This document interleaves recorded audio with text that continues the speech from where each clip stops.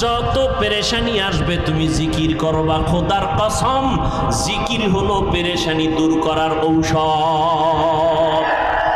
লা ইলাহা ইল্লাল্লাহ, আসমান জমিন গায়রুল্লাহ, পাহাড় পর্বত গায়রুল্লাহ। লা ইলাহা ইল্লাল্লাহ, লা ইলাহা ইল্লাল্লাহ, লা ইলাহা ইল্লাল্লাহ, লা ইলাহা ইল্লাল্লাহ। কার জিকির? বিছানায় শুয়ে পড়ছেন, ঘুমের সময় জিকির করতে করতে ঘুমায় যান। আল্লাহর নবী বলেন, ও বান্দা তুমি যদি জিকির করতে করতে ঘুমাও, ঘুমের মধ্যেও তোমার আমল নামায় জিকিরের সওয়াব দেওয়া হবে।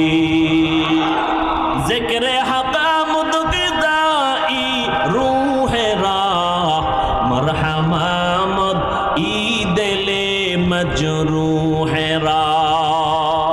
আল্লাহর জিকির আমরা মোহব্বত লাগায় বেশি বেশি করব, ফায়দা থেকে খালি না।